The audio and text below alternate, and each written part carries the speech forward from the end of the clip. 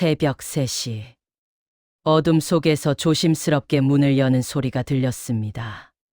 저는 이불을 뒤집어 쓴 채 숨을 죽이고 있었죠. 복도로 새어나오는 희미한 불빛. 손자 민준이의 뒷모습이 보였습니다. 검은 후드티를 입은 그 아이의 왼팔에서 무언가가 반짝였어요. 문신이었습니다. 가로등 불빛에 드러난 그 문신을 볼 때마다 가슴이 철렁 내려앉았죠. 조심히 다녀올게요. 민준이가 누군가에게 보내는 문자 메시지 소리가 들렸습니다. 형님이라는 이름의 수신자. 현관문이 닫히는 소리와 함께 집안은 다시 어둠에 잠겼습니다. 저는 커튼 틈으로 창밖을 내다봤어요. 어둠 속으로 사라지는 손자의 뒷모습을 보며 떨리는 목소리로 중얼거렸습니다. 민준아, 내가 정말 그런 애가 됐니? 제 눈에서 눈물이 흘러내렸습니다. 70평생 교사로 살며 수많은 아이들을 바른 길로 이끌었던 제가 정작 제 손자는 지키지 못한 걸까요? 대체 무슨 일이 있었던 걸까요? 사연 시작하기 전엔 구독과 좋아요 부탁드립니다. 그럼 시작하겠습니다. 제 이름은 김순덕입니다. 올해 70이 되었죠. 30년간 초등학교 교사로 일하며 수많은 아이들을 가르쳤고 지금은 손자 민준이와 단둘이 살고 있습니다. 10년 전 일이 떠오릅니다. 아들 내외가 교통사고로 세상을 떠났을 때 당시 16살이었던 민준이를 제가 맡아 키우기로 했죠. 며느리 쪽 친척들도 있었지만 민준이는 제 곁을 떠나지 않았어요. 할머니, 저 할머니랑 살래요. 제발요. 그렇게 울며 매달리던 손자의 모습이 아직도 생생합니다. 그날부터 저는 다시 엄마가 되었습니다. 아니, 엄마이자 아빠가 되어야 했죠. 퇴직금을 털어 민준이를 대학에 보냈고 그 아이는 저를 실망시키지 않았어요. 성실하게 공부해서 대학을 졸업했고 6개월 전에는 중소기업에 취직까지 했습니다. 할머니, 이제 제가 할머니 모실게요. 맛있는 것도 많이 사드리고 여행도 가요. 취직 축하 자리에서 민준이가 했던 말입니다. 그때 그 아이의 눈빛은 정말 맑고 순수했어요. 하지만 3개월 전부터 모든 게 달라지기 시작했습니다. 처음 이상함을 느낀 건 어느 날 새벽이었어요. 화장실에 가려고 일어났다가 현관문이 열리는 소리를 들었습니다. 벽 시계를 보니 새벽 3시 10분. 민준이가 왜 이 시간에? 창문으로 내다보니 후드티를 입은 민준이가 골목 어귀로 사라지고 있었죠. 처음엔 운동하러 가는 줄 알았어요. 요즘 젊은 사람들은 새벽에 헬스장 간다고 하잖아요. 하지만 이상했습니다. 민준이는 원래 운동에 관심이 없는 아이였거든요. 다음 날 아침 저는 슬쩍 물어봤습니다. 민준아, 어젯밤에 어디 갔다 왔니? 민준이의 손이 잠깐 멈췄어요. 젓가락을 든 손이 미세하게 떨리는 게 보였습니다. 아, 그냥 잠이 안 와서 산책했어요. 새벽 3시에? 네. 요즘 불면증이 좀 있어서요. 거짓말이었습니다. 30년간 교사로 일하며 아이들의 거짓말을 수없이 봐왔어요. 민준이의 눈빛이 제 시선을 피하는 것, 말끝을 흐리는 것, 모두 거짓말의 신호였죠. 그날부터 저는 주의 깊게 민준이를 관찰하기 시작했습니다. 그리고 이상한 점들이 하나둘씩 보이기 시작했어요. 매일 새벽 3시면 어김없이 외출하는 민준이. 돌아올 때는 항상 새벽 7시쯤이었고 얼굴은 창백했으며 눈 밑에는 짙은 다크서클이 있었습니다. 민준아, 회사 일이 힘드니? 아니에요. 괜찮아요. 얼굴이 많이 피곤해 보이는데? 할머니, 걱정 마세요. 전 정말 괜찮아요. 민준이는 늘 그렇게 대답했지만 제 눈에는 그 아이가 점점 초췌해져 가는 게 보였습니다. 그리고 일주일 전 결정적인 순간이 왔습니다. 민준이가 샤워하러 들어간 사이 저는 거실 소파에 벗어둔 그 아이의 외투를 정리하려다가 멈칫했어요. 외투에서 담배 냄새가 났거든요. 민준이는 담배를 피우지 않는 아이였습니다. 제가 워낙 싫어해서 절대 피우지 않겠다고 약속했었죠. 누군가와 만났구나. 담배 피우는 사람들과 불안한 마음에 외투 주머니를 확인했습니다. 그리고 발견했어요. 구겨진 명함 한 장. 김철수 -24시간 물류센터 팀장. 물류센터. 민준이가 왜 물류센터 사람과 명함을 주고받은 걸까요? 그날 밤 잠들지 못하고 뒤척이던 저는 민준이의 방에서 새어나오는 불빛을 봤습니다. 귀를 기울이니 낮은 목소리로 통화하는 소리가 들렸어요.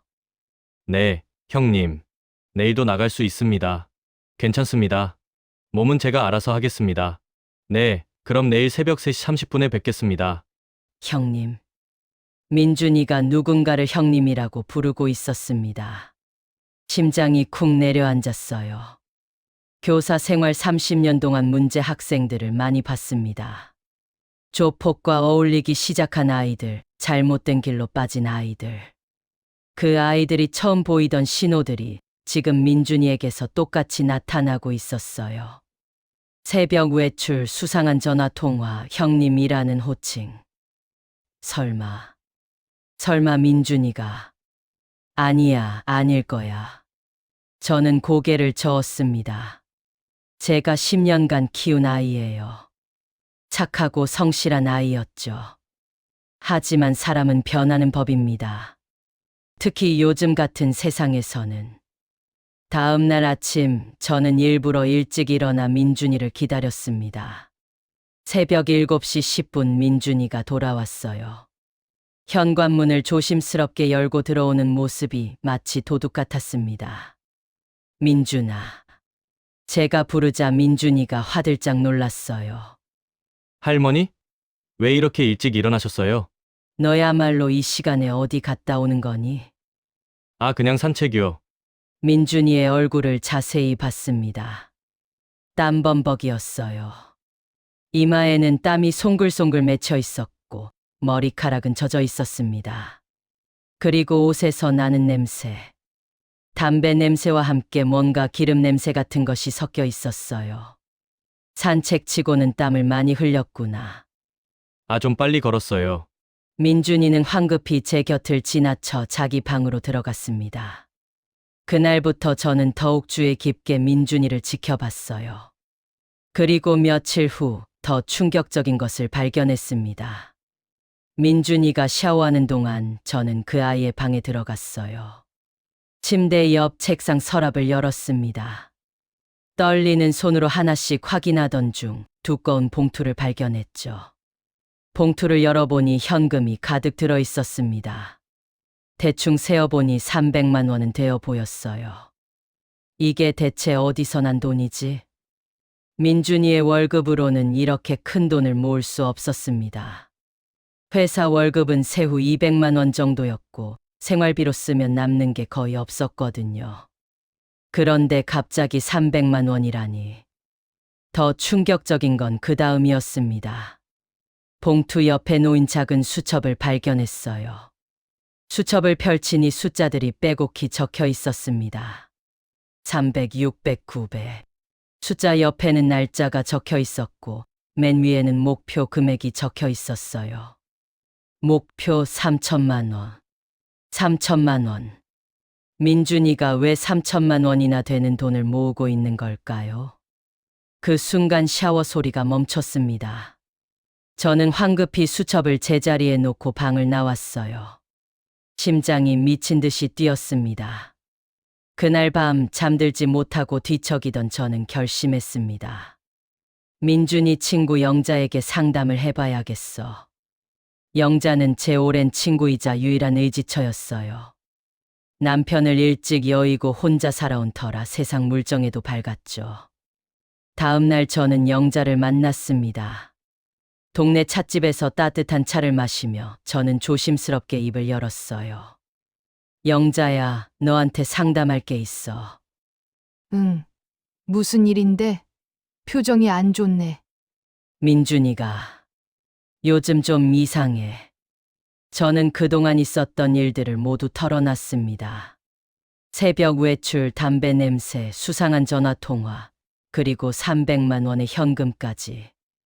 영자의 표정이 점점 심각해졌어요. 순덕아, 그거 심상치 않은데 그러게. 나도 걱정이 돼서. 요즘 젊은 애들 조폭 많이 된다며? TV에서 봤는데 겉으로는 멀쩡한 직장인인 척하면서 밤에는 조직이라 한대. 조폭. 그 단어를 듣는 순간 머릿속이 하얘졌습니다. 설마, 우리 민준이가? 글쎄, 확실한 건 아니지만 새벽에 나가서 형님이라고 부르고 큰 돈이 있고 그러면 영자의 말이 끝나기도 전에 저는 고개를 저었어요. 아니야. 민준이는 그런 애가 아니야. 하지만 제 목소리에는 확신이 없었습니다. 그날 밤 집으로 돌아오는 길, 저는 무거운 발걸음을 옮겼어요. 현관문을 열고 들어서는데 민준이가 소파에 앉아 있었습니다. 할머니, 어디 갔다 오세요? 응, 영자 이모 만나고 왔어.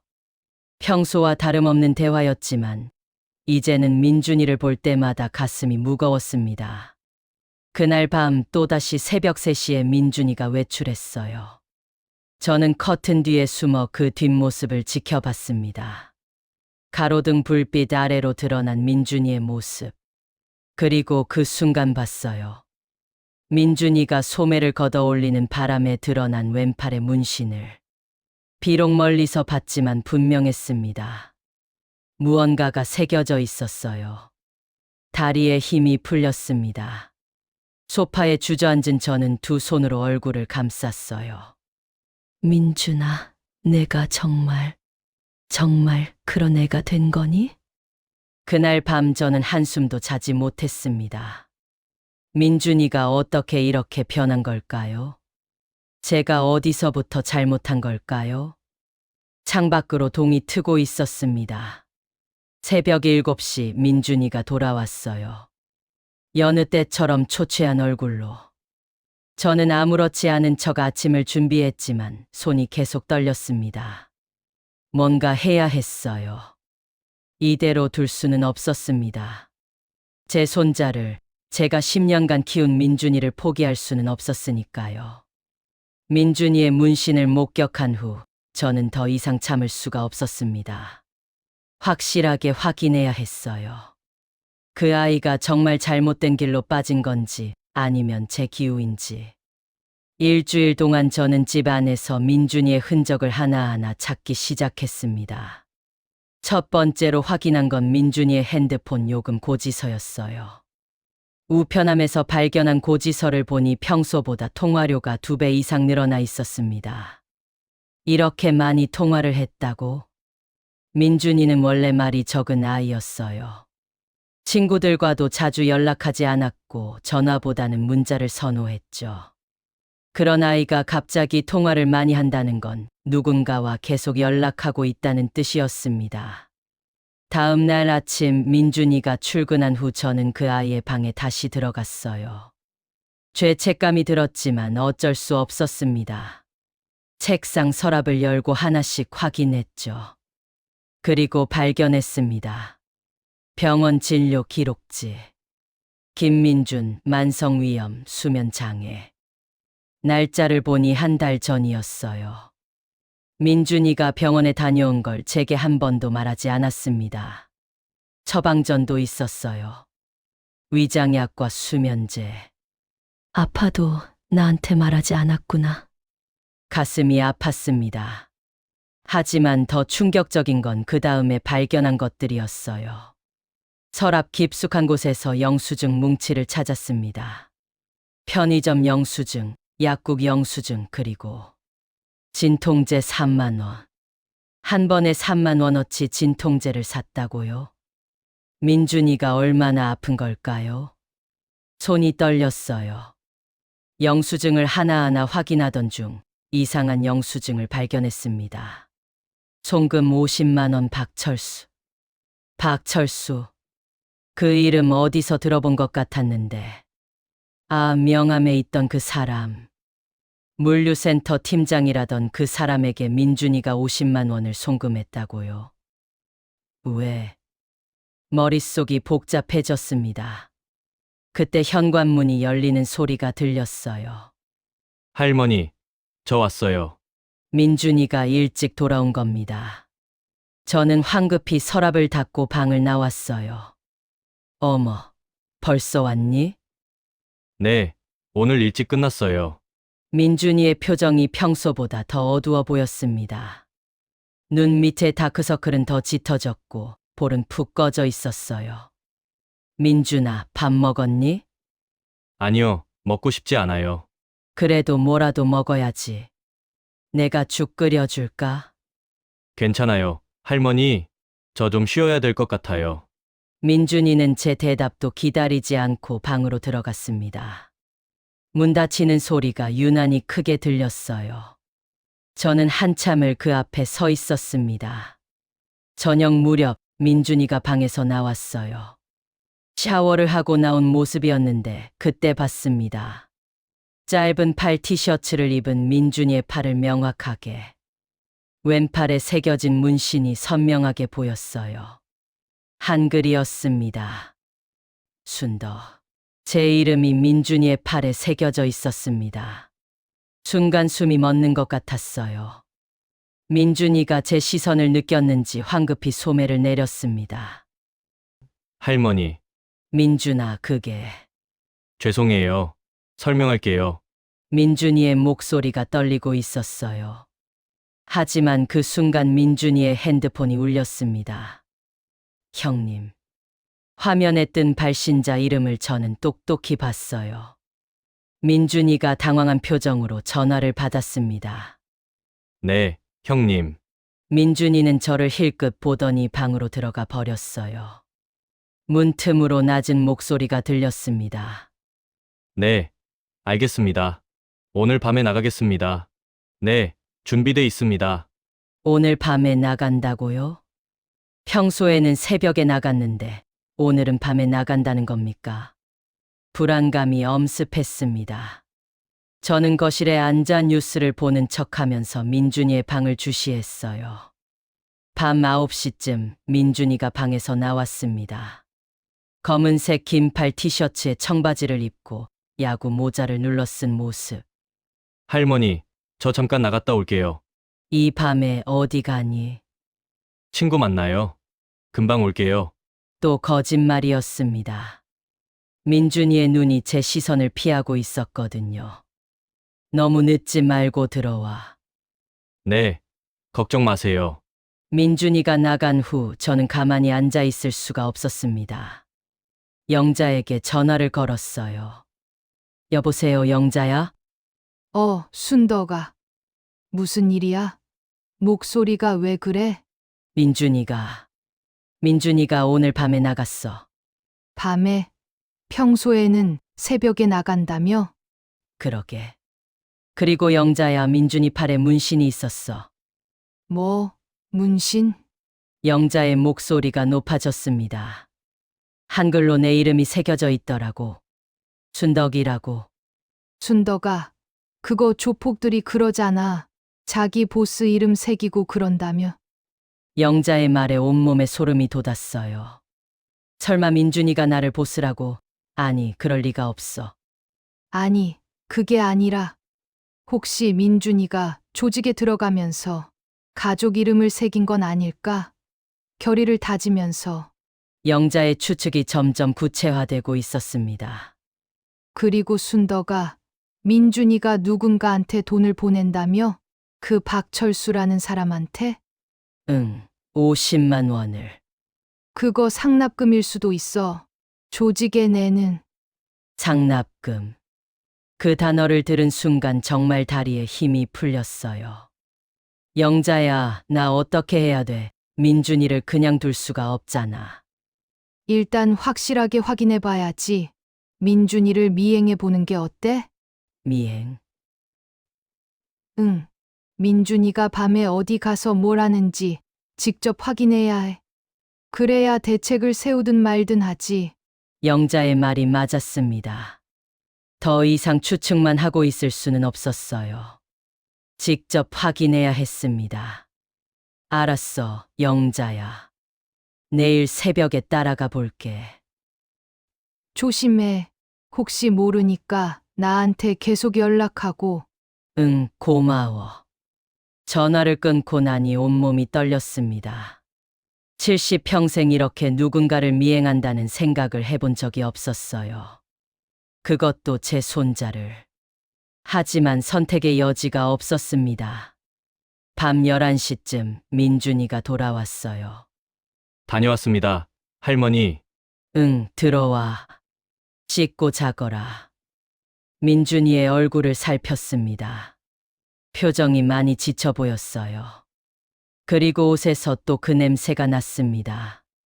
기름 냄새, 담배 냄새, 그리고 땀 냄새가 뒤섞인. 민준이는 샤워도 하지 않고 방으로 들어갔어요. 그날 밤 저는 잠들지 못했습니다. 내일 새벽을 준비해야 했으니까요. 제시도 온계속 알람을 새벽 2시 50분에 맞춰 놓았습니다. 옷장에서 검은색 옷을 꺼내 베갯머리에 두었어요. 미행할 때 눈에 띄지 않으려면 어두운 옷을 입어야 했죠. 손전등과 핸드폰, 그리고 비상금 10만 원도 준비했습니다. 택시를 타야 할 수도 있으니까요. 침대에 누워 천장을 바라봤습니다. 정말 이러는 게 맞는 걸까? 하지만 다른 방법이 없었어요. 새벽 2시 50분 알람이 울렸습니다. 재빨리 끄고 일어나 검은 옷으로 갈아입었어요. 거울을 보니 70세 할머니가 검은 옷을 입고 있는 모습이 낯설었습니다.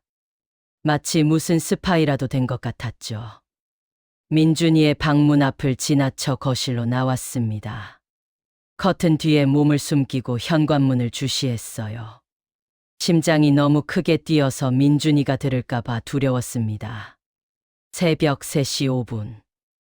민준이의 방문이 열렸어요. 복도 쪽 불빛에 비친 민준이의 그림자가 보였습니다.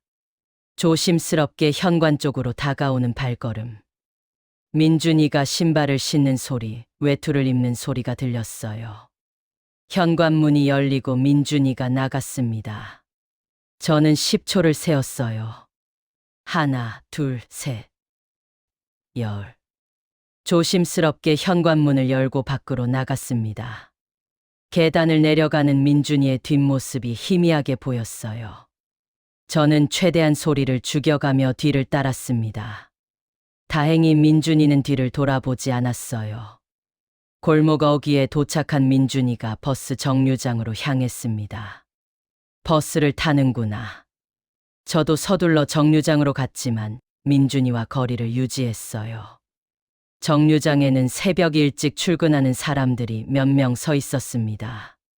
저는 정류장 뒤편 가로수 뒤에 몸을 숨겼죠. 5분쯤 지났을까요? 버스가 왔습니다. 민준이가 버스에 올랐어요. 저도 황급히 뛰어가서 버스에 올라탔습니다. 어머, 할머니 조심하세요. 기사님이 놀란 목소리로 말했어요. 민준이가 뒤를 돌아볼까봐 가슴이 철렁했지만 다행히 민준이는 맨 뒤에 앉아 핸드폰만 보고 있었습니다. 저는 중간쯤 자리에 앉아 핸드폰 화면에 비친 민준이의 모습을 지켜봤어요. 버스는 시내를 벗어나 외곽으로 향했습니다. 공단 지역이었죠. 20분쯤 지났을까요? 민준이가 일어났습니다. 하차벨을 누르고 출구로 향했어요. 저도 황급히 일어나 따라 내렸습니다. 버스에서 내리니 주변은 온통 공장과 창고뿐이었어요. 가로등 불빛도 희미했고 사람도 거의 없었습니다. 민준이는 큰 길을 따라 걸어갔어요. 저는 20m 정도 뒤에서 따라갔습니다. 5분쯤 걸었을까요? 민준이가 큰 건물 앞에서 멈췄습니다. 건물 간판에는 24시간 물류센터라고 써 있었어요. 여기가 그곳이구나. 민준이가 건물 안으로 들어가려는 순간 건물 옆 흡연 구역에서 남자 몇 명이 나왔습니다. 담배를 피우며 나오는 남자들. 그들의 팔에는 문신이 가득했어요. 야, 민준아. 그 중 한 명이 민준이를 불렀습니다. 형님, 안녕하세요. 민준이가 고개를 숙여 인사했어요. 형님이라고 불렀습니다. 저는 근처 전봇대 뒤에 몸을 숨기고 그 장면을 지켜봤어요. 오늘도 힘내라. 물량 많이 들어왔어. 네, 알겠습니다. 야, 너 얼굴 왜 이래? 많이 아픈 거 아니야? 아니에요. 괜찮습니다. 괜찮긴 뭐가 괜찮아. 약이라도 먹고. 그 남자가 민준이의 어깨를 탁 쳤습니다. 민준이가 살짝 비틀거렸어요. 그럼 들어가 보겠습니다. 민준이가 건물 안으로 들어갔습니다. 저는 그 자리에서 움직일 수가 없었어요.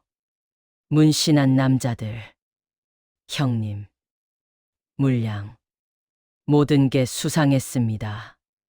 혹시 민준이가 불법적인 일에 연루된 건 아닐까요? 물류센터라고는 하지만 실제로는 다른 일을 하는 건 아닐까요? 저는 건물 주변을 조심스럽게 돌아봤습니다. 큰 철문이 굳게 닫혀 있었고 창문은 모두 가려져 있었어요. 안에서 무슨 일이 벌어지는지 볼 수가 없었습니다. 1시간쯤 지났을까요? 저는 추위에 떨며 건물 밖에서 기다렸어요. 그런데 건물 안에서 큰 소리가 들렸습니다. 무언가 무거운 것이 떨어지는 소리. 그리고 남자들의 고함 소리. 야, 조심해! 아, 죄송합니다. 민준이의 목소리였어요. 저는 더 가까이 다가갔습니다. 건물 옆쪽에 작은 창문이 있었는데 살짝 열려 있었어요. 발끝으로 서서 창문 안을 들여다봤습니다. 그리고 봤어요. 거대한 창고 안에서 사람들이 박스를 나르고 있는 모습을. 민준이도 그 안에 있었습니다. 무거운 박스를 들고 비틀거리며 걷고 있었어요. 땀이 비 오듯 흘러내리고 있었습니다. 저렇게 힘든 일을. 하지만 안심할 수는 없었어요. 혹시 그 박스 안에 불법적인 물건이 들어있는 건 아닐까요? 마약이나 밀수품 같은 것들. 그때 한 남자가 민준이에게 다가갔습니다. 아까 밖에서 봤던 문신한 남자였어요. 야, 민준아. 너 오늘 컨디션이 왜 이래? 제대로 못하겠으면 집에 가. 아니에요, 형님. 할 수 있습니다. 너 이러다 큰일 난다. 진짜로. 민준이가 고개를 숙였습니다. 죄송합니다. 조금만 더 하겠습니다. 저는 그 모습을 더 이상 볼 수가 없었어요. 추위와 불안감으로 온몸이 떨렸습니다. 건물을 빠져나와 근처 편의점으로 갔어요. 따뜻한 커피를 한 잔 사서 밖에 서 있었습니다. 새벽 6시가 넘어가고 있었어요. 7시쯤 물류센터에서 사람들이 나오기 시작했습니다. 민준이도 나왔어요. 완전히 탈진한 얼굴이었습니다. 비틀거리며 걷는 모습이 마치 쓰러질 것 같았죠. 저는 멀리서 그 모습을 지켜봤습니다. 민준이가 버스 정류장으로 향했어요. 저도 뒤따라갔지만 같은 버스는 타지 않았습니다. 다음 버스를 기다려 집으로 돌아왔죠. 집에 도착해서 서둘러 옷을 갈아입고 침대에 누웠습니다. 30분쯤 지나 현관문이 열리는 소리가 들렸어요. 민준이가 돌아온 겁니다. 할머니, 주무세요? 저는 자는 척했어요. 민준이가 조심스럽게 제 방문을 살짝 열어보고는 다시 닫았습니다. 민준이가 샤워하러 들어가는 소리가 들렸어요. 저는 침대에서 일어나 거실로 나왔습니다. 소파에 놓인 민준이의 가방이 보였어요. 슬쩍 열어봤습니다. 안에는 물통과 수건, 그리고 진통제가 들어있었어요. 진통제 통을 보니 거의 다 먹은 상태였습니다. 이렇게 많은 진통제를. 그때 민준이의 지갑이 눈에 들어왔습니다. 지갑을 열어봤어요. 그리고 발견했습니다. 낡은 학생증 케이스. 제가 민준이가 초등학교 입학할 때 선물한 바로 그것이었어요.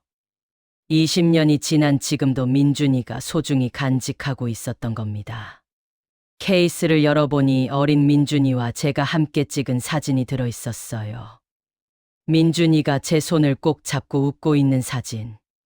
사진 뒷면에는 어린아이 글씨로 이렇게 쓰여 있었습니다. 할머니 사랑해요. 평생 함께해요. 민준. 눈물이 주르르 흘러내렸습니다. 민준아, 너는 아직도 그때 그 착한 아이인데 왜 이런 일을... 샤워 소리가 멈췄습니다. 저는 황급히 지갑을 제자리에 놓고 제 방으로 들어갔어요. 침대에 누워 이불을 뒤집었었지만 눈물이 멈추지 않았습니다. 그날 하루 종일 저는 멍하니 시간을 보냈어요. 민준이는 평소처럼 출근했고 저는 혼자 집에 남았습니다. 영자에게 전화했어요. 영자야, 나 어젯밤에 민준이 따라갔다 왔어. 어머, 그래서 뭘 봤는데? 저는 어젯밤에 본 모든 것을 이야기했습니다. 물류센터 문신한 남자들, 힘들어하는 민준이. 순덕아, 그거 심상치 않아. 물류센터라고는 하지만 요즘 그런 데서 불법적인 일 많이 한대. 그러니까 나도 그게 걱정이야. 그리고 문신한 남자들이랑 어울리고 형님이라고 부르고 이거 조직이 확실한 것 같은데? 영자의 말에 가슴이 답답해졌습니다. 민준이가 박스를 나르더라고. 그런데 그 박스 안에 뭐가 들었는지는 모르겠어. 혹시 마약이나 그런 거 아닐까? 마약. 응. 요즘 마약 유통 조직들이 물류센터 위장해서 운영한대. TV에서 봤어. 온몸에 소름이 돋았어요. 만약 정말 그렇다면, 민준이가 마약 조직에 연루됐다면, 순덕아, 이건 경찰에 신고해야 돼. 경찰에? 응. 민준이가 너무 깊이 빠지기 전에 구해야지. 하지만 저는 망설여졌습니다. 경찰에 신고한다는 건 민준이를 신고하는 거잖아요. 제 손으로 손자를 경찰에 넘긴다는 게 말이 됩니까? 영자야, 좀 더 지켜봐야 할 것 같아. 확실한 증거도 없고. 순덕아, 그러다 늦으면 어떡해? 알아. 알지만 조금만 더 시간을 줘. 전화를 끊고 나니 막막했습니다. 저녁 무렵 민준이가 돌아왔어요. 할머니, 다녀왔습니다. 어서 와. 씻고 밥 먹자. 저녁을 차리는 동안 민준이를 슬쩍 관찰했습니다. 얼굴은 더 창백해졌고 눈 밑 다크서클은 더 짙어졌어요. 식탁에 마주 앉았습니다. 민준이는 밥을 거의 먹지 않았어요. 민준아, 밥 좀 먹어라. 입맛이 없어요. 그래도 할머니, 저 먼저 들어가 쉴게요. 민준이가 자리에서 일어났습니다. 그때 민준이의 손을 봤어요. 상처투성이었습니다. 손가락 곳곳에 베인 상처, 손톱 밑에 낀 때. 육체 노동을 하는 사람의 손이었어요. 민준아, 손이 왜 그래?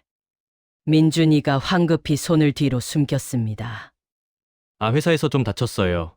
괜찮아요. 또 거짓말이었습니다. 회사는 사무직이었어요.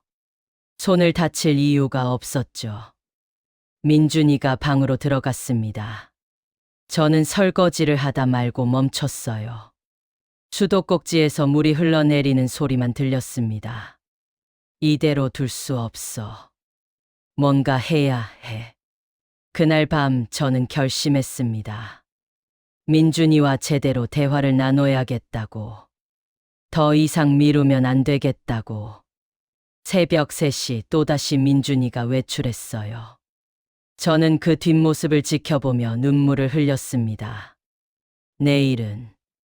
내일은 꼭 물어봐야지. 다음 날 저는 마음을 단단히 먹었습니다.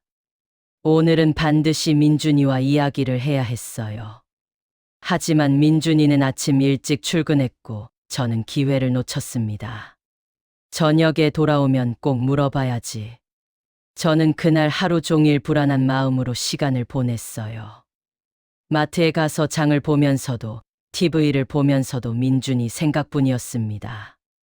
오후 3시쯤 영자에게서 전화가 왔어요. 순덕아, 나 오늘 뉴스 봤는데 큰일 났어. 무슨 뉴스? 어제 경찰이 물류센터 위장한 마약 조직 적발했대. 거기 일하던 사람들 다 잡혀갔어. 심장이 쿵 내려앉았습니다. 어디? 서부 공단 쪽. 내가 말한 그쪽이잖아. 손에 들고 있던 핸드폰이 떨어질 뻔했어요. 민준이가 일하는 데가 혹시 그곳은 아니겠지. 확인해 봐야 하는 거 아니야? 알았어. 확인해 볼게. 전화를 끊고 황급히 인터넷을 검색했습니다. 떨리는 손으로 서부공단 마약 조직을 검색했어요. 기사가 떴습니다. 서부공단 물류센터서 마약 밀매 조직 적발. 직원 12명 검거. 사진도 있었어요. 경찰들이 큰 건물을 포위한 사진. 하지만 그 건물은 민준이가 일하는 곳이 아니었습니다. 다른 건물이었어요. 안도의 한숨이 나왔지만 동시에 더 큰 불안감이 밀려왔습니다. 그럼 민준이가 일하는 곳은 뭐지? 아직 안 잡힌 조직. 그날 저녁 민준이가 돌아왔을 때 저는 결심을 굳혔어요. 민준아, 할머니랑 얘기 좀 하자. 네. 무슨 얘기요? 앉아라. 중요한 얘기야. 민준이의 표정이 굳어졌습니다. 뭔가 눈치챈 것 같았어요. 할머니, 민준아, 너 요즘 무슨 일 하는 거니? 민준이가 시선을 피했습니다. 회사 다니잖아요. 회사만. 네. 민준아, 할머니한테 거짓말하지 마라. 새벽마다 어디 가는 거야? 민준이의 얼굴이 창백해졌어요. 그건 그리고 내 팔에 문신은 뭐고? 저는 목소리를 높였습니다. 70평생 이렇게 손자에게 소리를 지른 적이 없었어요. 할머니가 알아. 뭘 아신다는 거예요? 너 새벽마다 물류센터 가잖니? 거기서 문신한 사람들이랑 일하고? 민준이의 눈이 커졌습니다. 할머니, 혹시 저를? 그래, 따라갔어. 어제 새벽에 따라가 봤어. 민준이가 자리에서 벌떡 일어났습니다. 할머니, 그게 아니에요. 그럼 뭔데? 대체 거기서 무슨 일을 하는 거야? 저는 그때 민준이의 핸드폰이 울렸습니다. 형님, 그 이름이 화면에 떴어요. 민준이가 전화를 보더니 황급히 받았습니다. 네, 형님. 저는 그 모습을 지켜봤어요. 네, 알겠습니다. 지금 바로 갑니다. 민준이가 저를 봤습니다. 할머니, 죄송해요. 저 급한 일이 생겨서. 민준아! 하지만 민준이는 제 말을 끊고 현관으로 향했어요. 나중에 설명드릴게요. 문이 닫혔습니다. 저는 그 자리에 주저앉았어요. 무릎에 힘이 풀려버렸죠. 민준아. 눈물이 주르르 흘러내렸습니다. 제가 10년간 키운 손자가 그렇게 제 곁을 떠나갔습니다. 한참을 그렇게 앉아 있었어요. 얼마나 시간이 지났을까요? 핸드폰이 울렸습니다. 영자였어요. 순덕아, 괜찮아? 영자야. 저는 울음을 터뜨렸습니다. 민준이가 나한테 아무 말도 안 하고 나가버렸어. 뭐라고? 어디로? 모르겠어. 형님한테 전화 와서 급하게 나갔어. 영자가 한숨을 쉬는 소리가 들렸습니다. 순덕아, 이제 정말 경찰에 신고해야 할 것 같아. 하지만 민준이가 위험할 수도 있어. 조직 일이라는 게 얼마나 무서운데. 영자의 말이 맞았습니다. 하지만 저는 차마 경찰에 신고할 수가 없었어요. 좀 더 지켜봐야 할 것 같아. 순덕아. 영자야, 미안해. 나 좀 혼자 있고 싶어. 전화를 끊었습니다. 그날 밤 저는 거실 소파에 앉아 민준이를 기다렸어요. 시계를 계속 봤습니다. 밤 10시, 11시, 12시. 민준이는 돌아오지 않았습니다. 새벽 1시가 넘어서야 현관문이 열렸어요. 민준이었습니다. 완전히 지친 얼굴로 들어왔죠. 저를 보고 깜짝 놀랐어요. 할머니, 왜 안 주무세요? 너 기다렸지. 민준이가 고개를 숙였습니다. 죄송해요. 민준아, 할머니한테 솔직하게 말해줄 수 없니? 민준이의 입술이 떨렸어요. 뭔가 말하려는 것 같았지만 결국 입을 다물었습니다. 할머니 조금만 기다려주세요. 제가 곧 설명드릴게요. 언제? 한 달만요. 한 달만 기다려주세요. 한 달? 왜 한 달일까요? 한 달 후에 뭐가 있는데? 민준이는 대답하지 않았습니다. 그냥 고개만 숙이고 서 있었어요. 알았어. 한 달 기다려줄게. 하지만 민준아, 위험한 일은 하지 마라. 제발. 네. 할머니, 걱정 마세요. 민준이가 제 손을 꼭 잡았습니다. 그 손은 차갑고 거칠었어요. 민준이는 방으로 들어갔고 저는 한참을 그 자리에 서 있었습니다. 한 달 동안 무슨 일이 벌어지는 걸까? 민준이와의 대화 이후 저는 한 달을 기다리기로 했습니다. 하지만 불안한 마음은 가시지 않았어요. 며칠 후 저는 우연히 민준이의 방을 청소하다가 또 다른 증거를 발견했습니다. 책상 서랍 깊숙한 곳에서 병원 영수증을 찾았어요. 김민준 정형외과 진료비 15만 원. 정형외과. 민준이가 다쳤나요? 날짜를 보니 일주일 전이었습니다. 왜 제게 말하지 않았을까요? 영수증을 더 확인해 봤어요. 엑스레이 촬영 허리, 어깨. 허리와 어깨를 다쳤다는 겁니까? 손이 떨렸습니다. 서랍을 더 뒤지니 약 처방전도 나왔어요. 진통제, 소염제, 파스. 민준이가 얼마나 아픈 걸까요? 그날 저녁 민준이가 돌아왔을 때 저는 슬쩍 물어봤습니다. 민준아, 어디 아픈 데 없니? 민준이가 잠깐 멈칫했어요. 아니요. 왜요? 그냥. 얼굴이 안 좋아 보여서. 괜찮아요. 할머니, 민준이는 또 거짓말을 했습니다. 하지만 저는 더 묻지 않았어요. 한 달을 기다리기로 약속했으니까요. 어느 날 저녁 민준이가 평소보다 더 늦게 돌아왔어요. 새벽 2시가 넘어서였습니다. 저는 거실에서 졸다가 현관문 소리에 깼죠. 민준이가 들어오는데 걷는 모습이 이상했어요. 한쪽 다리를 약간 절고 있었습니다. 민준아. 저는 벌떡 일어나 달려갔어요. 할머니, 아직 안 주무셨어요? 너 다리 왜 그래? 아, 이거요? 괜찮아요. 그냥 좀 삐끗했어요. 민준이의 얼굴에는 식은땀이 흐르고 있었습니다. 병원 가야 하는 거 아니니? 아니에요. 괜찮아요. 좀 쉬면 나을 거예요. 민준이는 절뚝거리며 방으로 들어갔어요. 저는 그 뒷모습을 보며 가슴이 찢어지는 것 같았습니다.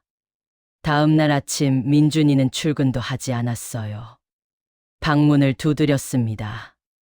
민준아, 괜찮니? 네, 할머니.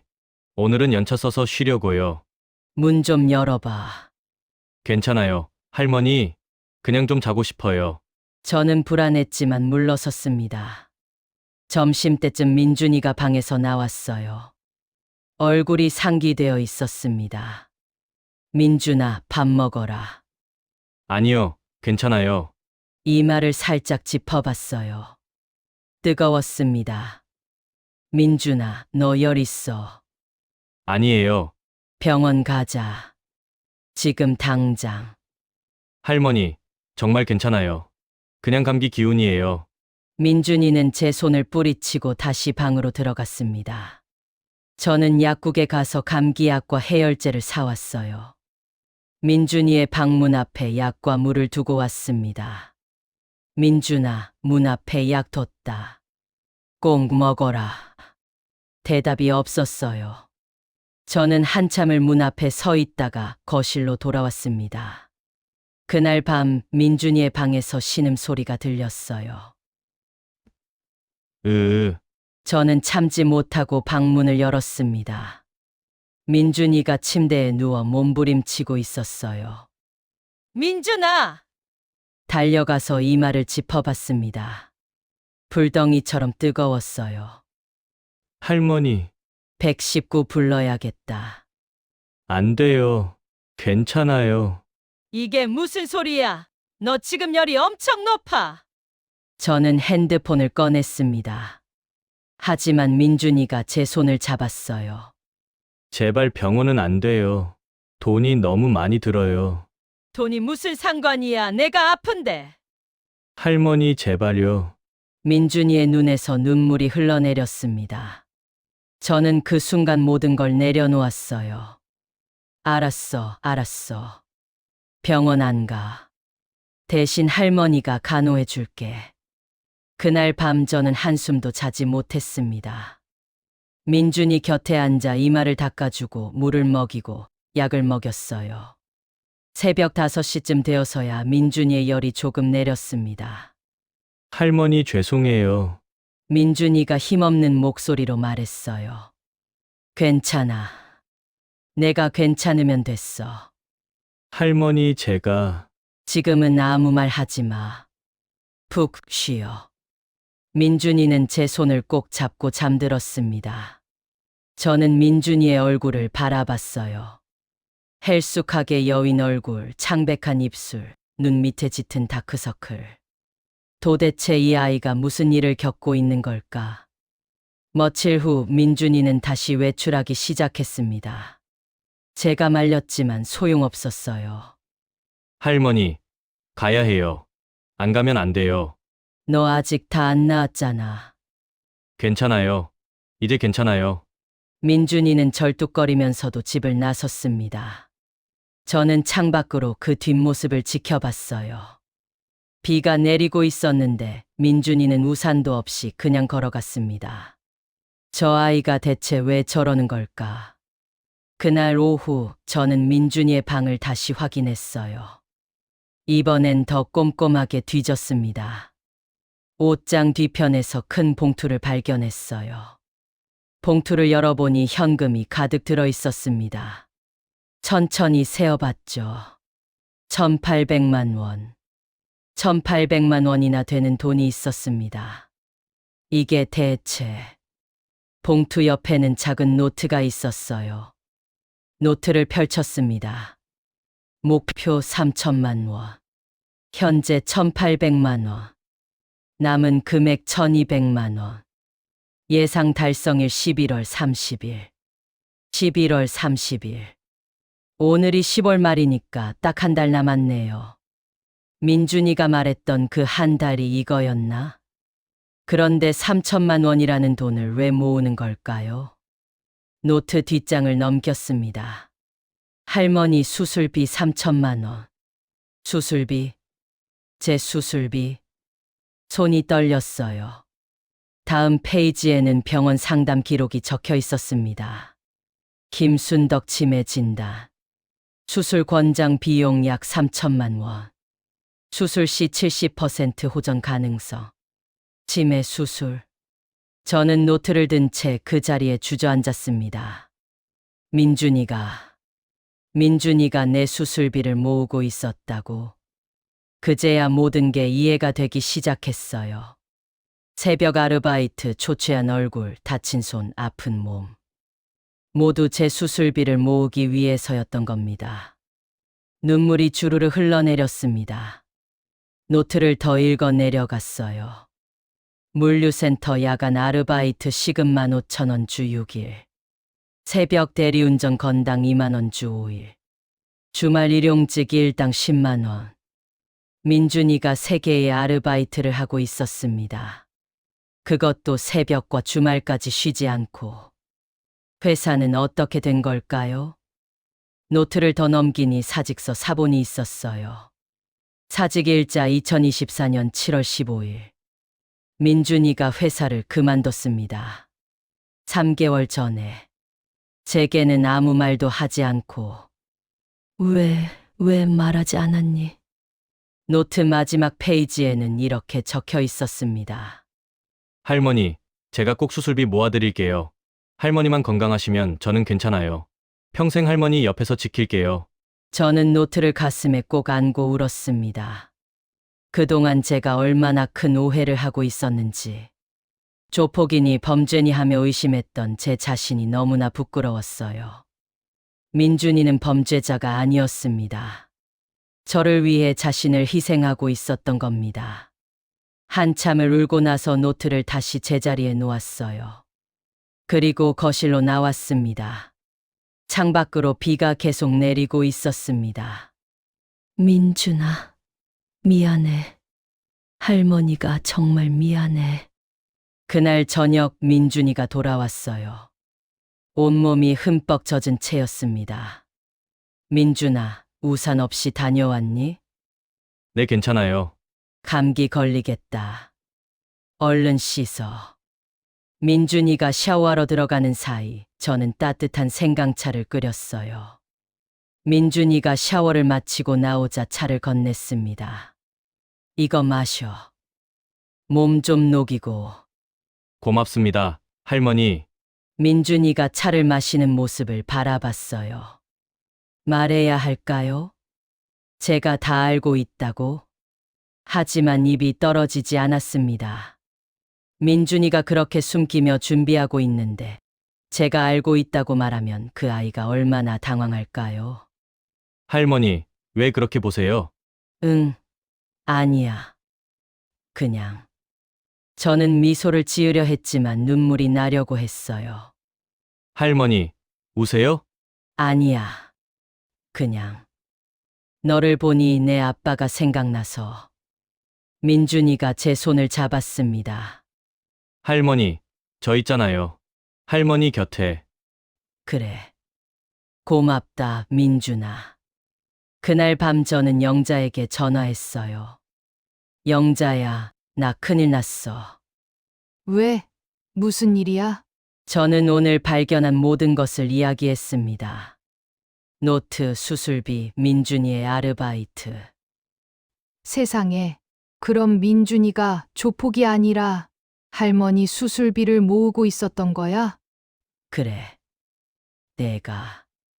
내가 얼마나 큰 오해를 했는지. 저는 또 울기 시작했어요. 순덕아, 울지 마. 그래도 다행이잖아. 민준이가 착한 아이였던 거잖아. 그런데 영자야. 나 어떻게 해야 돼? 수술을 받아야 하나? 당연하지. 민준이가 그렇게 고생해서 모은 돈인데. 하지만 민준이가 너무 힘들잖아. 3개나 아르바이트 하면서. 그래도 할머니가 건강해야 민준이도 행복하지. 생각해봐. 영자의 말이 맞았습니다.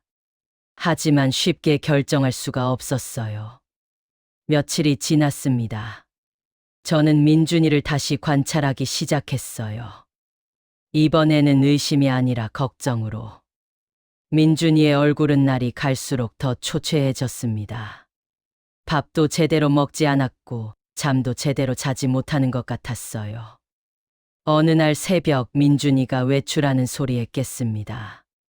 창문으로 내다보니 민준이가 비틀거리며 걷고 있었어요. 저러다 쓰러지는 거 아니야?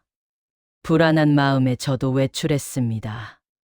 택시를 타고 민준이를 따라갔어요. 물류센터에 도착했습니다. 민준이가 건물 안으로 들어가는 모습을 봤죠. 저는 건물 밖에서 기다렸어요. 1시간쯤 지났을까요? 건물 안에서 큰 소리가 들렸습니다. 야, 조심해! 무언가 떨어지는 소리. 그리고 사람들이 웅성거리는 소리. 저는 불안한 마음으로 건물 창문 쪽으로 다가갔어요. 안을 들여다봤습니다. 그리고 봤어요. 바닥에 쓰러진 민준이를. 민준아! 저는 비명을 지르며 건물 안으로 뛰어들어갔습니다. 민준아, 민준아! 저는 물류센터 안으로 뛰어들어갔어요. 사람들이 민준이를 둘러싸고 있었습니다. 저기요, 비켜주세요! 사람들이 놀라서 저를 봤어요. 어르신, 여기 어떻게 들어오셨어요? 저는 대답하지 않고 민준이에게 달려갔습니다. 바닥에 쓰러져 있는 민준이. 얼굴은 창백했고 이마에는 식은땀이 흐르고 있었어요. 민준아, 정신 차려. 민준이의 눈이 천천히 떠졌습니다. 할머니, 그래, 할머니야. 괜찮니? 할머니가 왜 여기에? 민준이가 일어나려고 했지만 다시 주저앉았어요. 움직이지 마. 119 불러야겠다. 안 돼요. 민준이가 제 손을 잡았습니다. 할머니, 병원은 안 돼요. 돈이. 그때 한 남자가 다가왔어요. 문신이 가득한 팔, 건장한 체격. 형님이라고 불렸던 그 사람이었습니다. 어르신, 민준이 할머니세요? 저는 고개를 끄덕였어요. 저는 이곳 팀장 박철수라고 합니다. 박철수. 민준이가 돈을 보냈던 그 사람. 저는 경계심을 품고 그를 봤습니다. 민준이한테 무슨 짓을 한 거예요? 아닙니다. 어르신, 민준이가 과로로 쓰러진 겁니다. 과로. 네. 민준이가 요즘 너무 무리하고 있어서 제가 쉬라고 했는데 안 쉬더라고요. 박철수의 목소리에는 걱정이 묻어 있었어요. 민준이, 일단 병원부터 가자. 형님, 죄송합니다. 아니야. 내 건강이 더 중요하지. 박철수가 민준이를 부축해 일으켰습니다. 어르신, 제가 병원까지 모셔다 드리겠습니다. 저는 고개를 끄덕였어요. 박철수의 차를 타고 병원으로 갔습니다. 응급실에서 민준이를 검사했어요. 1시간쯤 지나서 의사가 나왔습니다. 보호자분이세요? 네, 저요. 환자분이 극심한 과로와 영양실조 상태입니다. 당분간 무리하면 안 됩니다. 영양실조요? 네. 제대로 식사를 못 하신 것 같아요. 그리고 만성 위염도 있고요. 의사의 말을 듣는 동안 가슴이 찢어지는 것 같았습니다.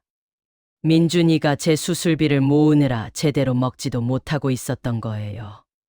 입원이 필요합니다. 일주일 정도. 알겠습니다. 민준이를 병실로 옮겼어요. 침대에 누운 민준이의 얼굴은 정말 아이 같았습니다. 저는 민준이의 손을 잡고 앉아 있었어요. 박철수가 조심스럽게 말을 걸었습니다. 어르신, 잠깐 말씀 좀 나눠도 될까요? 네. 복도로 나왔습니다. 박철수가 입을 열었어요. 어르신, 민준이가 왜 그렇게 무리하는지 아세요? 알고 있어요. 할머니 수술비 때문이죠. 고개를 끄덕였습니다. 민준이가 저한테 털어놨어요. 할머니가 치매 초기 진단을 받으셨는데 수술하면 좋아지실 수 있다고요. 그런데 저 아이에게 돈을 받으셨나요? 아닙니다. 민준이가 제게 빌린 겁니다. 빌렸다고요? 네. 50만 원을. 제가 갚으라고 하지 말라고 했는데 민준이가 꼭 갚겠다고 하더라고요. 박철수의 눈에 눈물이 맺혔습니다. 어르신, 민준이는 정말 착한 아이예요.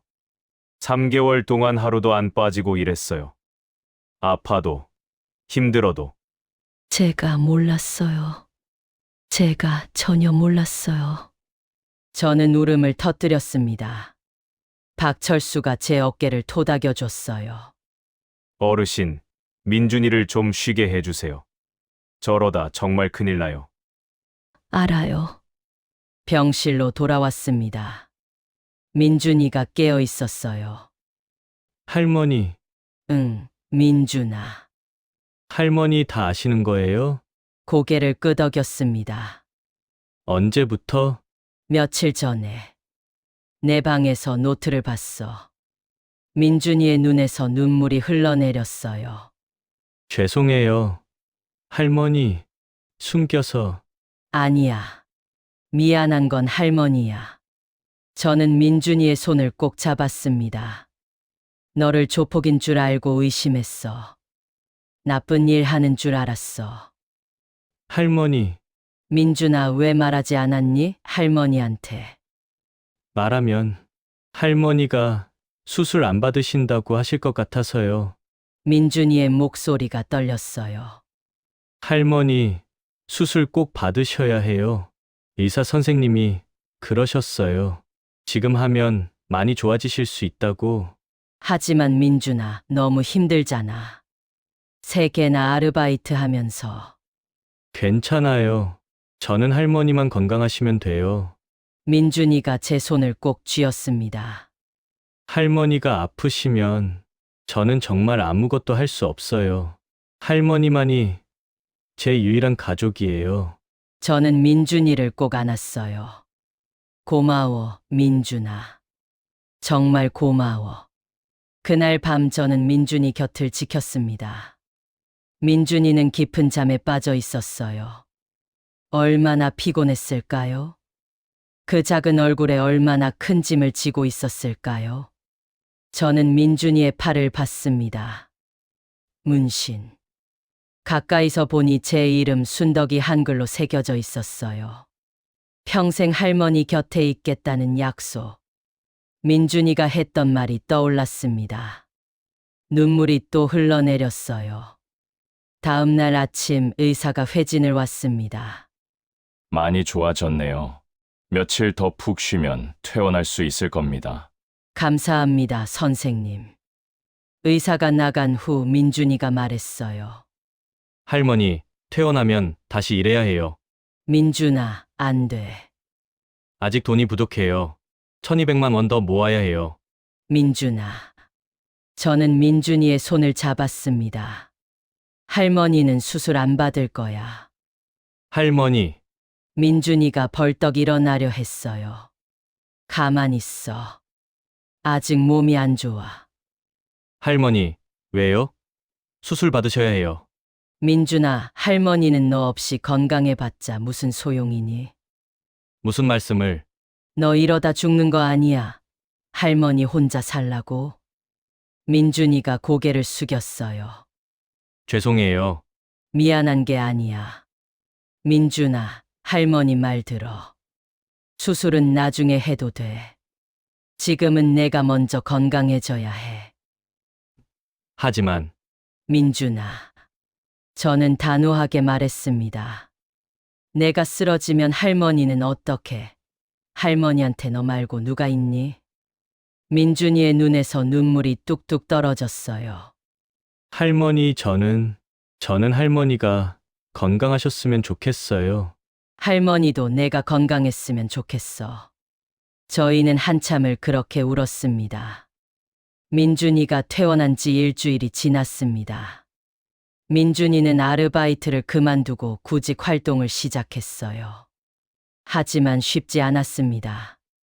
이력서를 내도 연락이 오지 않았고 면접을 봐도 떨어졌죠. 할머니, 오늘도 떨어졌어요. 괜찮아. 좋은 곳 찾아질 거야. 하지만 민준이의 표정은 점점 어두워져 갔어요. 어느 날 저녁 민준이가 심각한 표정으로 말했습니다. 할머니, 저 다시 아르바이트 해야 할 것 같아요. 안 돼. 하지만 돈이 필요해요. 생활비도 있고, 민준아, 할머니가 연금 있잖아. 그것만으로는 부족해요. 그리고 할머니 약값도 있고, 민준이의 말이 맞았습니다. 제 연금만으로는 생활하기 빠듯했어요. 그래도 몸부터 추스르고. 할머니, 저 괜찮아요. 이번엔 하나만 할게요. 결국 민준이는 주말 아르바이트를 시작했습니다. 다행히 새벽 일은 하지 않았어요. 하지만 제 마음은 여전히 무거웠습니다. 그러던 어느 날 제게 이상한 증상이 나타났어요. 아침에 일어났는데 어제 한 일이 기억나지 않는 겁니다. 어제 뭘 했더라? 아무리 생각해도 기억이 나지 않았어요. 불안한 마음에 병원에 갔습니다. 검사 결과는 충격적이었어요. 어르신, 치매가 조금 진행됐습니다. 얼마나요? 초기에서 중기로 넘어가는 단계예요. 수술을 빨리 받으시는 게 좋겠습니다. 수술하면 제시도는 계속 좋아지나요? 지금 단계에서는 60% 정도 호전 가능성이 있습니다.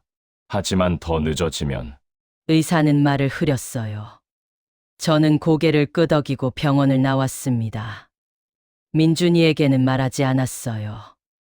그 아이가 또 무리할까봐. 하지만 증상은 점점 심해졌습니다. 가스불을 켜놓고 잊어버리는 일이 잦아졌고, 약 먹는 시간을 자주 놓쳤어요.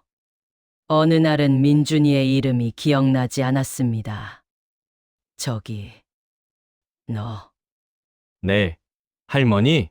너 이름이 뭐였지? 민준이의 얼굴이 창백해졌어요. 할머니, 저 민준이에요. 아, 그래, 민준이. 하지만 몇 초 후에 또 잊어버렸습니다. 민준이가 제 손을 꼭 잡았어요. 할머니, 병원 가요. 지금 당장. 괜찮아. 안 괜찮아요. 민준이의 목소리가 떨리고 있었습니다.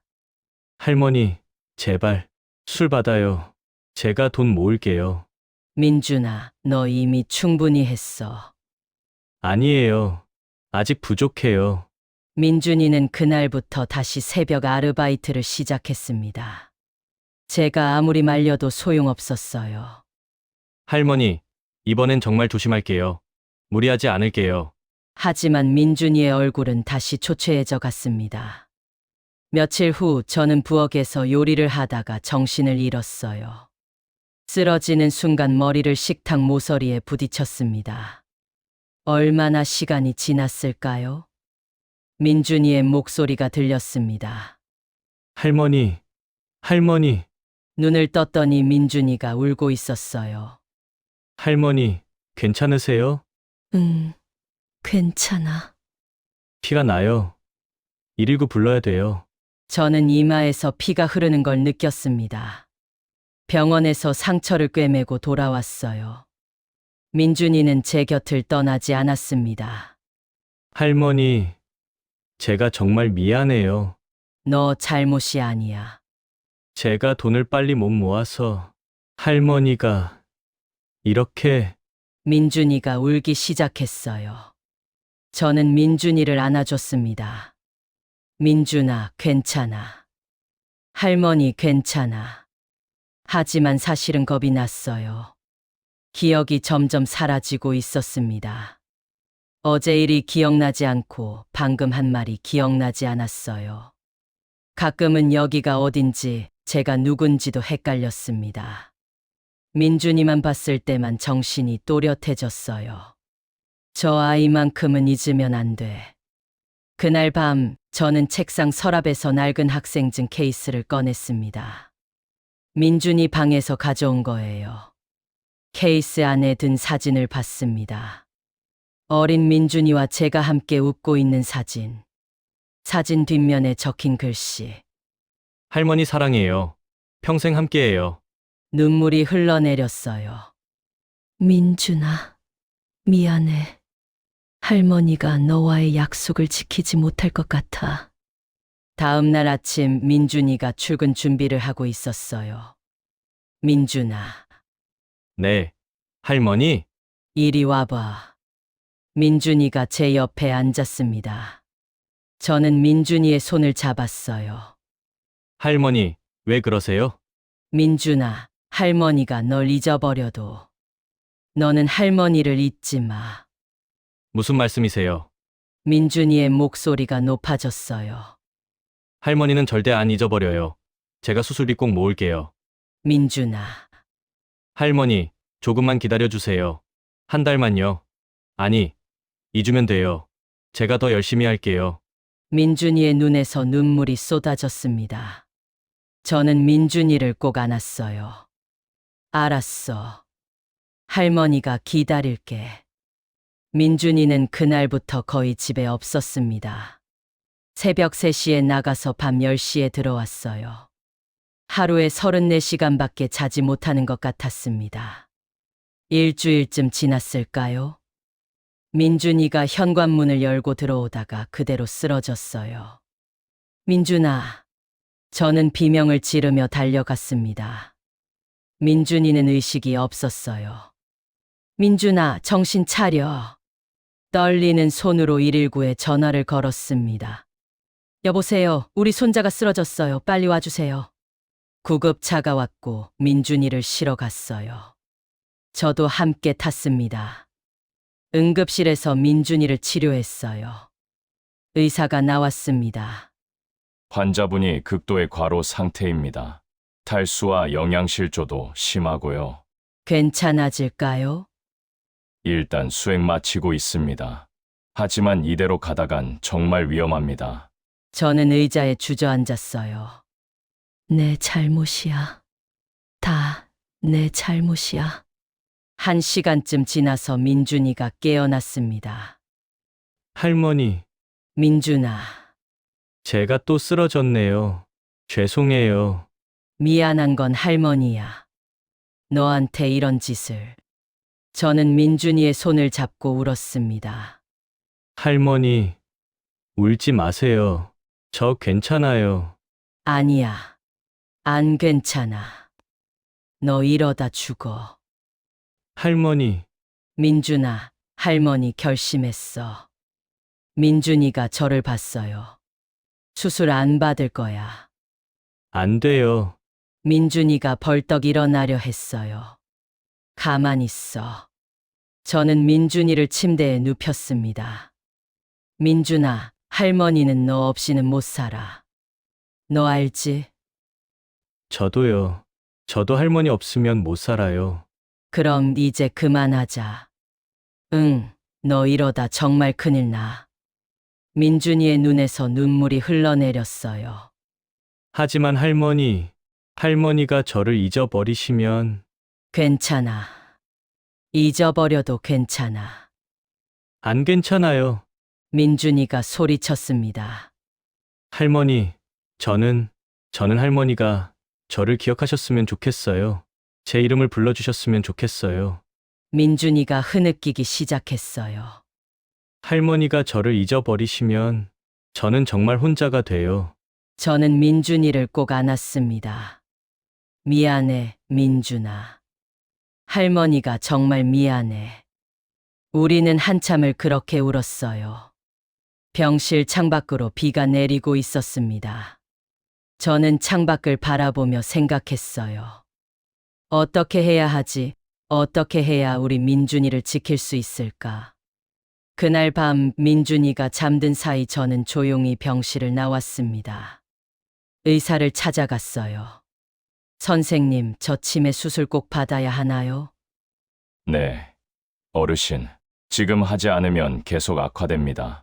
수술비가 얼마나 되나요? 약 3천만 원 정도입니다. 저는 한숨을 쉬었어요. 선생님, 혹시 의료보험이나 지원받을 수 있는 방법은 없나요? 저소득층이시면 가능하지만 어르신 경우는 연금이 있으셔서 그렇군요. 저는 고개를 숙였습니다. 복도를 걸어 나오는데 누군가 저를 불렀어요. 어르신, 돌아보니 박철수였습니다. 철수 씨, 민준이 소식 듣고 왔어요. 어떻게 됐어요? 지금 자고 있어요.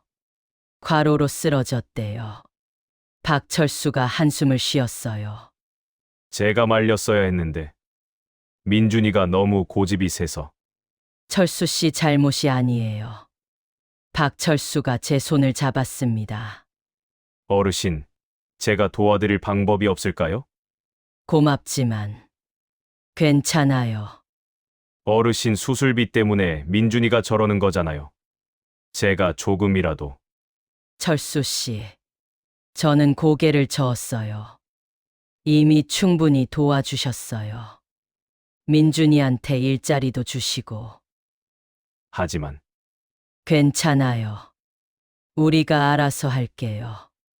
박철수는 안타까운 표정을 지었지만 더 이상 말하지 않았어요. 병실로 돌아왔습니다. 민준이가 깨어 있었어요. 할머니, 어디 갔다 오세요? 응, 화장실. 민준이의 얼굴을 봤습니다. 창백한 얼굴, 헬쑥한 볼, 눈 밑에 다크서클. 26살 청년이 마치 40대처럼 보였어요. 내가 저 아이한테 이러고 있구나. 가슴이 아팠습니다. 저는 민준이 옆에 앉았어요. 민준아, 네. 할머니? 할머니가 뭘 잊어버려도 너는 잊지 않을게. 할머니. 너는 할머니의 전부야. 알지? 민준이가 고개를 끄덕이며 울었어요. 저는 민준이를 안아주며 생각했습니다. 어떻게든 해결책을 찾아야 해. 민준이를 지켜야 해. 하지만 방법이 보이지 않았어요. 민준이가 퇴원한 다음 날이었습니다. 저는 민준이 몰래 은행에 갔어요. 제 통장에 있는 돈을 확인했습니다. 퇴직금 잔액 800만 원, 예금 200만 원, 총 1000만 원. 여기에 민준이가 모은 1800만 원을 합치면 2800만 원. 200만 원이 부족했습니다. 저는 대출 상담을 받았어요. 어르신, 연세가 있으셔서 대출이 쉽지 않습니다. 그럼 어떻게 해야 하나요?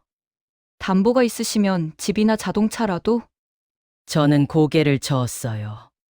전세로 살고 있었고 차도 없었습니다. 은행을 나오는데 다리에 힘이 풀렸어요. 벤치에 앉아 한참을 생각했습니다. 200만 원. 어떻게 마련하지? 그때 핸드폰이 울렸어요. 영자였습니다. 순덕아, 나야. 민준이 퇴원했다며? 응, 어제 퇴원했어. 다행이다. 근데 너 목소리 왜 그래? 저는 영자에게 모든 상황을 설명했어요. 수술비, 부족한 돈, 대출도 안 되는 상황. 순덕아, 내가 도와줄게. 영자야. 200만 원이라며? 내가 있잖아. 눈물이 핑 돌았어요. 영자야, 고마워. 정말 고마워. 무슨 소리야? 우리가 남이야?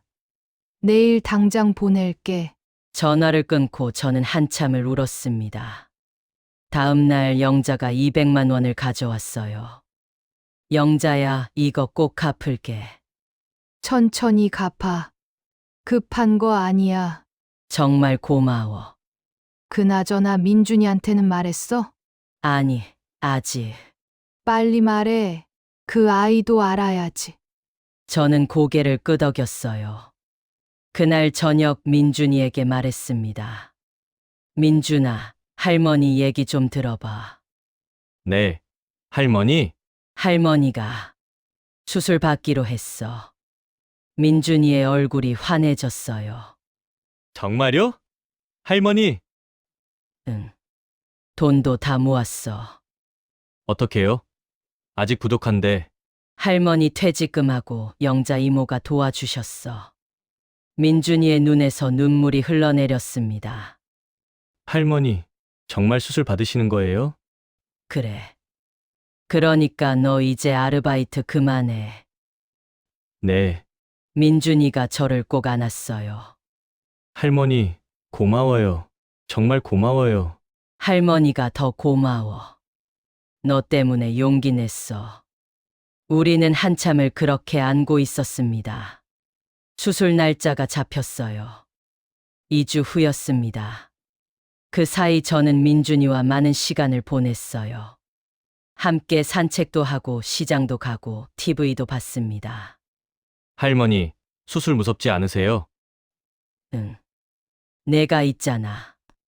저도 할머니 옆에 있을게요. 민준이가 제 손을 꼭 잡았어요.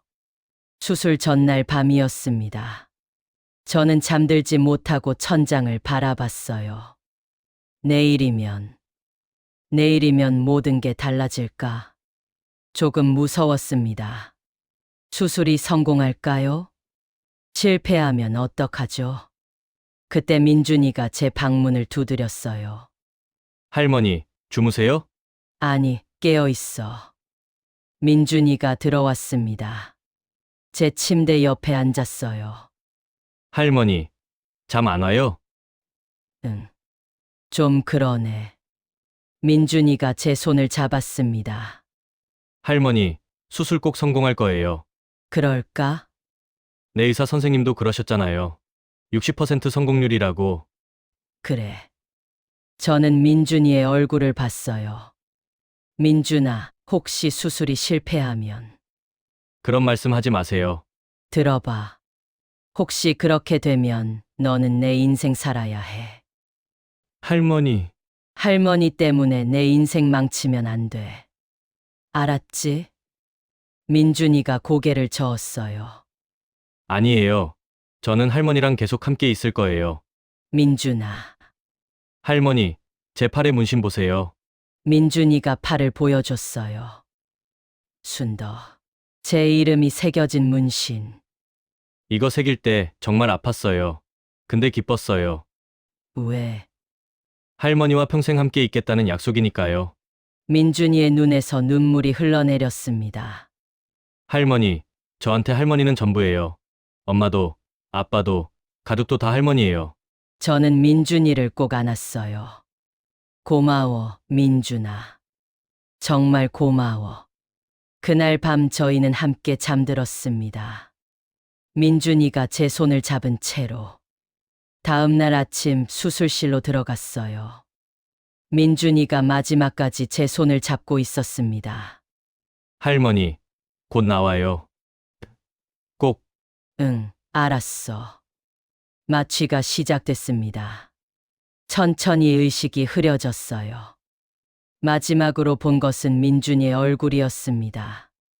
눈물을 흘리며 저를 보고 있는 민준이. 민준아, 조금만 기다려. 할머니가 꼭 돌아올게. 그리고 모든 것이 어두워졌습니다. 얼마나 시간이 지났을까요? 희미하게 목소리가 들렸어요.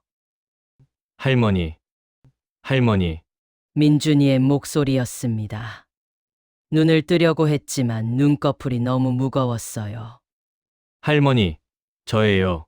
민준이에요. 민준이. 제 손자. 저는 천천히 눈을 떴습니다. 흐릿한 시야에 민준이의 얼굴이 보였어요. 준아. 네, 할머니, 저예요. 민준이가 울고 있었습니다. 수술. 됐니? 네, 성공했어요. 의사 선생님이 아주 잘 됐대요. 저는 안도의 한숨을 쉬었어요. 다행이다. 민준이가 제 손을 꼭 잡았습니다. 할머니, 이제 괜찮아요. 다 괜찮아요. 저는 민준이의 얼굴을 또렷이 봤어요. 기억이 선명했습니다. 민준이의 이름, 민준이의 얼굴, 함께했던 모든 순간들. 민준아, 할머니가 너 기억해. 네, 할머니, 저도 알아요. 민준이가 웃으며 울었어요. 저도 함께 울었습니다. 일주일 후 퇴원했어요. 의사 선생님이 말씀하셨어요. 수술이 아주 잘 됐습니다. 앞으로 약 드시면서 관리하시면 일상생활 하시는데 문제 없으실 거예요. 정말 감사합니다, 선생님. 민준이와 함께 집으로 돌아왔습니다. 현관문을 여는데 눈물이 났어요. 우리 집이야. 우리 집에 돌아왔어. 민준이가 제 짐을 들고 들어왔어요. 할머니, 조심히 들어오세요. 응, 고마워. 거실에 앉았습니다. 익숙한 소파, 익숙한 TV, 익숙한 냄새. 모든 게 그대로였어요. 하지만 제 머릿속은 달라져 있었습니다. 흐릿했던 기억들이 선명해졌고 잊어버렸던 것들이 떠올랐어요. 민준아, 네, 할머니, 할머니가 너한테 미안했던 거 알아? 민준이가 고개를 저었어요. 아니에요. 너를 조폭이라고 의심했잖아. 민준이가 웃었습니다. 괜찮아요. 오해할 만했어요. 그래도 미안해. 그리고 고마워. 저는 민준이의 손을 잡았어요. 내가 할머니를 살렸어. 민준이의 눈에서 눈물이 흘러내렸습니다. 할머니, 저야말로 감사해요. 수술 받아주셔서. 우리는 서로를 꼭 안았어요. 수술 후 3개월이 지났습니다. 제 상태는 많이 좋아졌어요. 기억력도 돌아왔고 일상생활도 문제없이 할 수 있었습니다. 민준이는 새로운 회사에 취직했어요. 이번에는 괜찮은 중견기업이었습니다. 할머니, 다녀올게요. 조심히 다녀와. 민준이가 출근하는 뒷모습을 보며 저는 미소 지었어요. 활기찬 모습, 건강한 얼굴. 예전의 민준이로 돌아온 것 같았습니다. 어느 날 저녁 민준이가 퇴근하며 꽃다발을 들고 왔어요. 할머니, 이거요. 어머, 이게 뭐니? 그냥요. 할머니 드리고 싶어서요. 저는 꽃다발을 받아들었습니다. 노란 장미였어요. 예쁘다. 할머니가 더 예쁘세요. 민준이가 웃으며 말했어요. 저녁을 먹으며 민준이가 물었습니다. 할머니, 회사에서 다음 달에 워크숍 간대요. 그래? 어디로? 제주도요. 2박 3일. 그래, 좋겠구나. 할머니 혼자 괜찮으세요? 괜찮지. 할머니, 이제 다 나았잖아. 민준이가 안심한 표정을 지었어요. 그래도 걱정되네요. 걱정 마. 영자 이모도 있고. 민준이는 다음 달 워크숍에 갔습니다. 2박 3일 동안 저는 혼자 집을 지켰어요. 외롭지 않았습니다. 영자가 매일 찾아왔고 이웃들도 챙겨줬거든요. 민준이는 하루에 한 번씩 전화했어요. 할머니, 괜찮으세요? 응, 괜찮아. 너는? 저도 좋아요. 동료들도 다 친절하고요. 민준이의 목소리가 밝았어요. 워크숍에서 돌아온 민준이는 더 활기차 보였습니다. 할머니, 회사 사람들이 다 좋은 사람들이에요. 다행이다. 과장님이 그러시는데 제가 일 잘한대요. 그럼 그렇지. 우리 민준이가 얼마나 똑똑한데. 민준이가 쑥스러워하며 웃었어요. 그날 밤 민준이가 제 방으로 왔습니다. 할머니, 주무세요? 아니, 깨어 있어. 민준이가 들어와 제 침대 옆에 앉았어요. 할머니, 드릴 말씀이 있어요. 뭔데? 민준이가 잠깐 망설이더니 입을 열었습니다. 회사에 좋은 사람이 있어요. 좋은 사람? 네, 저는 민준이의 얼굴을 봤어요. 빨개진 얼굴, 수줍은 미소. 소개시켜 줄래? 정말요? 그럼. 우리 민준이 여자친구 만나야지.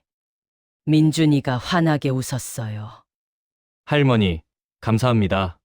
뭘. 당연한 거지. 민준이가 제 손을 잡았습니다. 할머니, 제가 결혼하면 할머니랑 계속 함께 살 거예요. 민준아, 너 결혼하면 따로 살아야지. 아니에요. 할머니 모시고 살 거예요. 민준이의 목소리는 단호했습니다. 그 여자분도 괜찮대? 네, 얘기했어요. 할머니랑 같이 살아야 한다고. 눈물이 핑 돌았어요.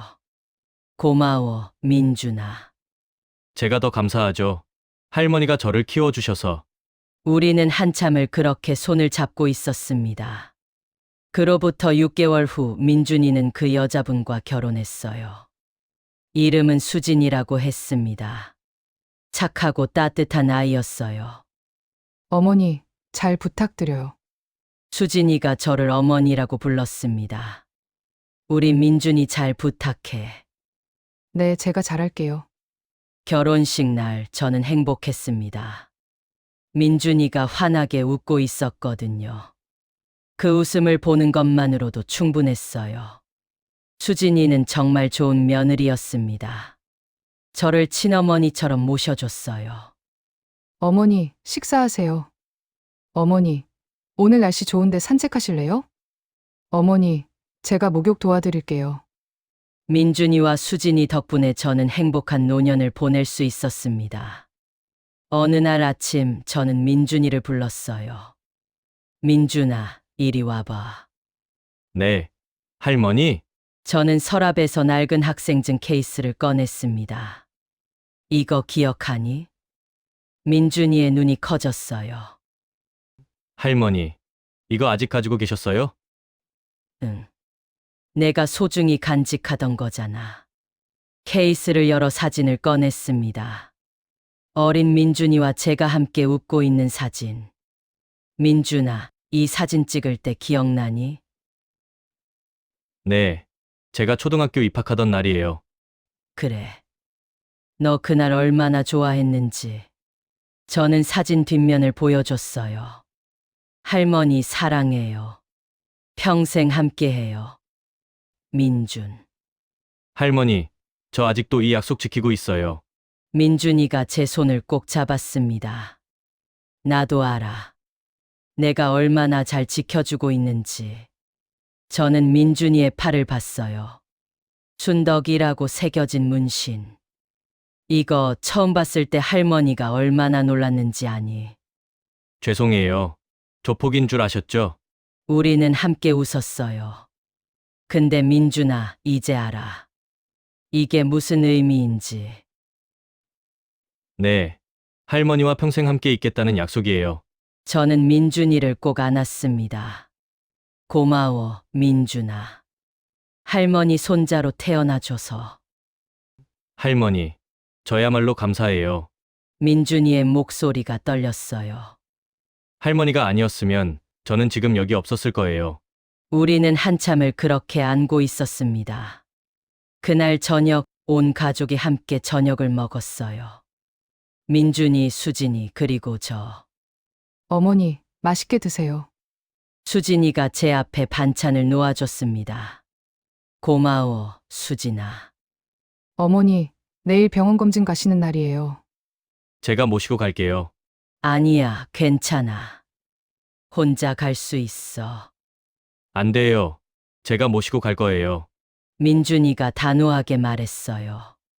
저는 미소 지었습니다. 참 좋은 아이들이야. 다음 날 병원에 갔습니다.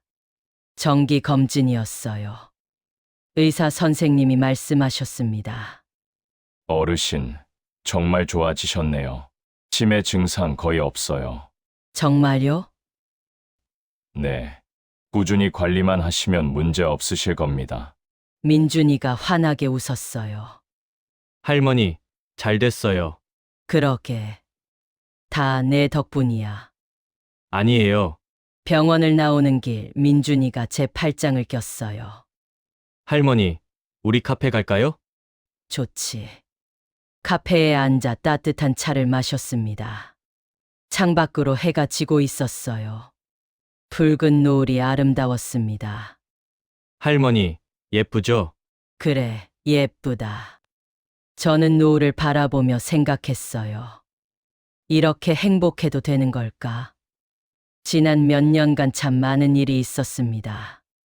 아들을 잃고 민준이를 키우고 치매 진단을 받고 수술을 받고 힘든 순간도 많았지만 지금 이 순간은 정말 행복했어요. 민준아, 네. 할머니? 할머니가 너한테 미안한 거 있어. 무슨 말씀이세요? 너를 의심했던 거. 나쁜 아이라고 생각했던 거. 민준이가 고개를 저었어요. 아니에요. 할머니, 제가 제대로 말씀드리지 않아서 그래요. 그래도 미안해. 그리고 고마워. 저야말로 감사해요. 민준이가 제 손을 잡았습니다. 할머니가 저를 키워주셔서, 사랑해주셔서, 가족이 되어주셔서, 눈물이 흘러내렸어요. 민준아, 할머니도 사랑해. 저도 사랑해요. 할머니, 우리는 노을을 바라보며 한참을 그렇게 앉아 있었습니다. 그날 밤 집으로 돌아와 침대에 누웠어요. 민준이와 수진이가 자는 방에서 웃음소리가 들렸습니다. 행복한 소리였어요. 저는 천장을 바라보며 생각했습니다. 순자야, 보고 있니? 우리 민준이가 이렇게 잘 컸어. 내가 걱정하던 민준이가 이제 다 컸어. 좋은 아내도 만났고. 순자야, 고마워. 나한테 이렇게 좋은 손자를 남겨줘서. 눈물이 흘러내렸지만 슬프지 않았어요. 행복한 눈물이었습니다. 창밖으로 별이 빛나고 있었어요. 그 중에서 가장 밝은 별 하나가 저를 보고 있는 것 같았습니다. 순자구나. 내가 저기 있구나. 저는 미소 지으며 잠들었어요. 사랑하는 여러분, 이 이야기를 끝까지 들어주셔서 정말 감사합니다. 70세 할머니 순덕은 손자 민준이를 조폭이라고 의심했습니다. 새벽마다 외출하고 문신을 하고 형님과 통화하는 모습 때문이었죠. 하지만 진실은 달랐습니다. 민준이는 할머니의 치매 수술비 3천만 원을 모으기 위해 세 개의 아르바이트를 하고 있었던 것입니다.